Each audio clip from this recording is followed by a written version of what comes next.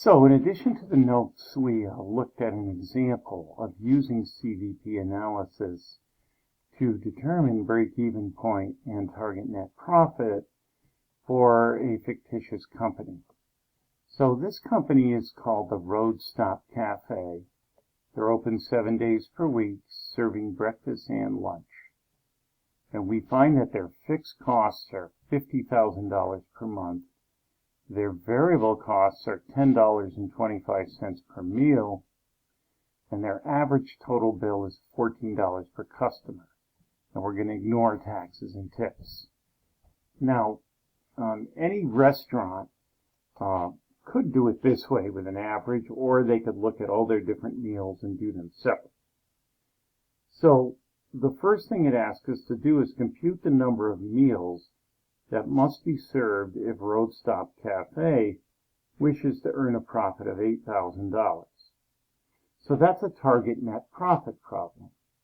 So in order for us to figure out target net profit, we need to know fixed expenses, which we're told are $50,000, plus the target net profit of $8,000 over the contribution margin per unit, or divided by the contribution margin per unit.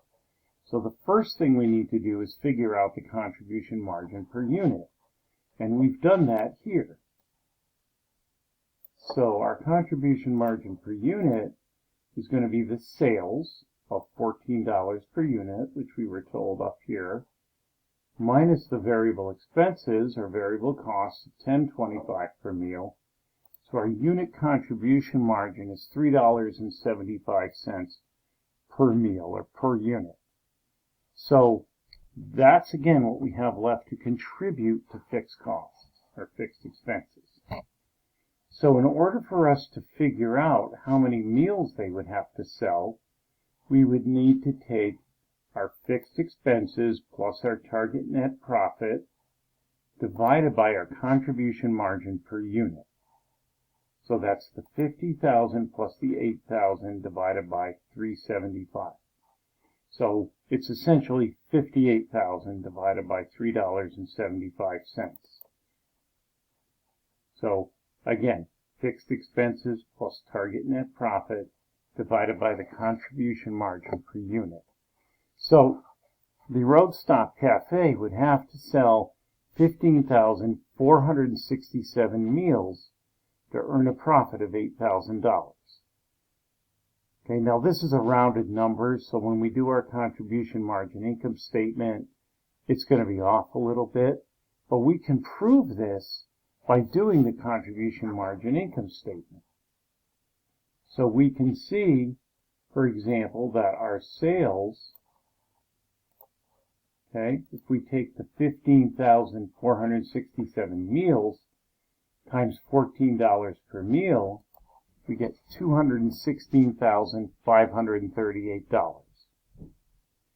Then if we do the same number of meals times the variable cost per unit, and remember that variable cost depends on volume. So it's going to depend on the amount of meals that we actually sell. And that's going to give us $158,536.75. So remember, our contribution margin is sales minus variable expenses. So we're going to take the $216,538 minus the $158,536. We're going to get $58,001.25. If we take off the fixed expenses now of $50,000, we get net income of $8,001.25. Remember, net income is contribution margin minus fixed expenses. So it's off $1.25 because this is a rounded number here.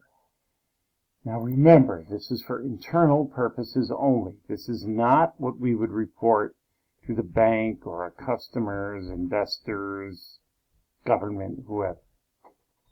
So now to do the break-even point, we would do, now to do the break-even point, which is what we're asked to do in number 2, compute the break-even point in units. break-even point, remember, is just fixed expenses divided by contribution margin per unit. So that's the 50,000 divided by $3.75. That gives us 13,333 meals. So that's what they would need to do to break even. So they would have to sell that many meals to have their net income be zero. Now, number 3 asks us to do the break-even point in dollars. And there is a formula for that, but the easiest way to do that is just to take the number of meals or units that we've calculated that we have to sell to break even and multiply it by the sales price per unit. In this case, it's $14 per meal, so that gives us $186,662. So that would be the amount of sales under these circumstances they would have to make to break even. Now, if they raise their price per meal or they are somehow able to lower their variable cost per unit or their fixed costs, they would have to do a new calculation. That's called a relevant range, which is the time or the situation where these circumstances are true.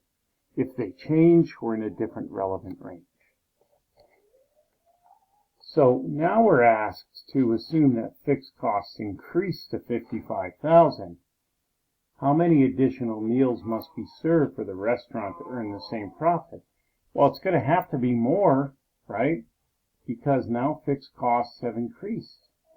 So we would do the same calculation, fixed expenses plus target net profit divided by contribution margin per unit.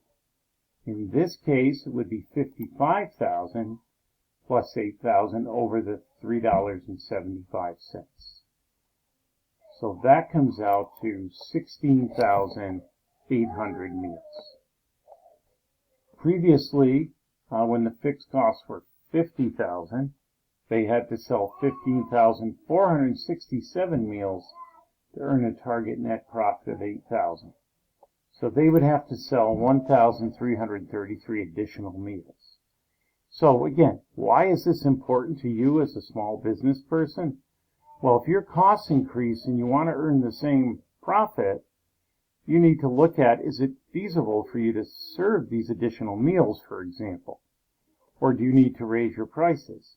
Or do you need to find a way to cut costs?